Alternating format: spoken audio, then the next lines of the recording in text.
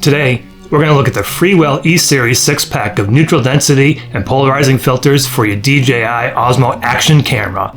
Let's go!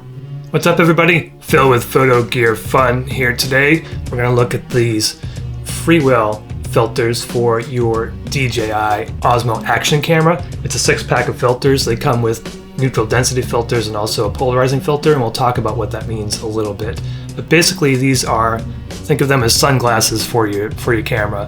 So ideally, to get the best picture, the picture that looks most like what our human eye is seeing as far as motion blur goes, is to set your shutter speed to twice your frame rate. So basically that means if you're going to shoot at 30 frames per second, you want your shutter to be at 1/60th of a second.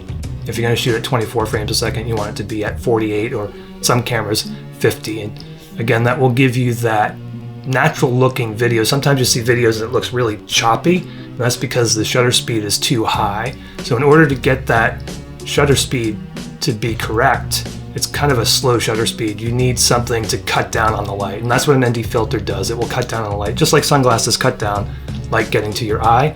This will cut down on the light getting into your camera sensor, so you'll have the ability to be able to set the shutter speed that you want. And they come in different strengths, if you will. There's, as you can see here, there's a 4, a 16, a 32 with a polarizer, a 64 with a polarizer. There's also just a polarizer, and we'll go over what each of those does and the effect that it has. I took the camera, the Osmo Action, outside. So we're going to take it outside. I'm going to show you a shot with nothing, no filter whatsoever, and then we're going to walk through all the different filters, different strengths, and we'll see the effect that those filters have on your image. We'll come back and we'll talk a little bit more about these filters. Okay, this is with no filter whatsoever. You can see it's definitely blown out. We're in the D center-like profile. What I'm going to do is I'm going to go through the filters in order of darkness, if you will. So start with the 4, work our way up to the 64 with the polarizer. Also want to show you what the polarizer itself will do. It's pretty interesting. You can see it on the water. So this is no ND filter whatsoever. I'm going to put the ND filter 4, or the ND4 filter on. So here we are with the ND4 on. You can see it's definitely not blown out. We're at 4K 24p, 1/50th on the shutter speed, ISO 100. So I've set these settings manually so you can see the difference. And we're going to move over to, so this is the ND4, just an ND filter, not a polarizer. So we're going to move over to the ND8 next. So this is the ND8, again, same settings. Look up at the sky. See, it's definitely darker than the 4.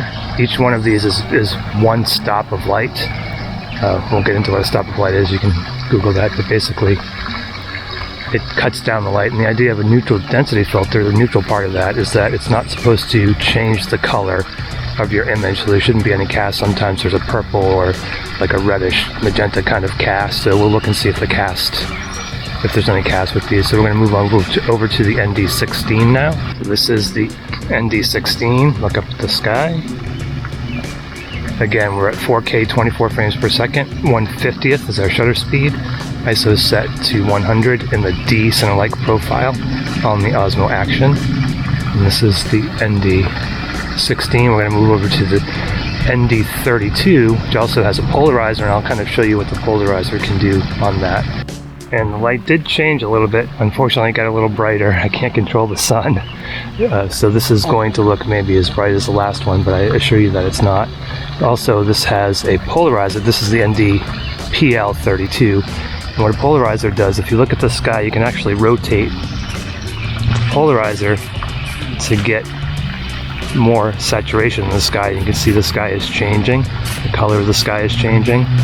It also cuts down on reflections in the water, and we'll see that. But if you look, I'm rotating the filter and you can see the sky color changing. Pardon my fingers. That is the ND-PL32. We'll switch over to the ND-PL64 next. Okay, this is the 64, which is as dark as it will get, and the sun is out completely now. And again, this has a polarizer, so it's the 64 ND-PL. I'm going to go ahead and rotate the filter, and again, we'll pay attention to the color in the sky and the saturation. You can see the color is changing, the saturation is changing. So the idea is to try to set this to the look you're going for, and there's no right look necessarily, but if you want deeper saturation, you set it, and then you can go about your business. And so that's the ND64PL. Next, we're going to just look at the CPL, or polarizing filter, and see what it can do on water. So I'll walk over to the water and show you what it can do as far as water reflections. Okay, for this I changed the exposure just so you can see what happens in the water. So pay attention to the water. I'm going to rotate the polarizing filter, and you can see that the reflections in the water basically go away. They'll appear and disappear as we go through this. And again, I'm just rotating. There's a way to rotate this filter so you can see the difference.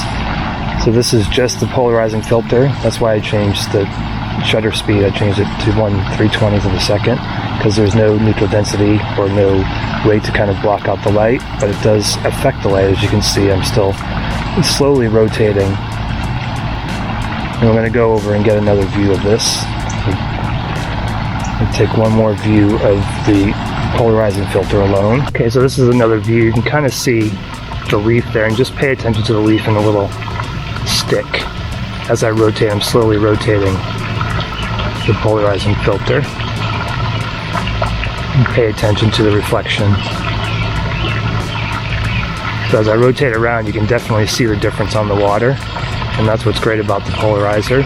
So when you combine the polarizer with an ND filter, you can get effects like this. So you can change the way the sky looks, the saturation of the sky, and you can also change reflections, and not just on water, but any reflections. But you can clearly see as we rotate through here what the polarizing filter does.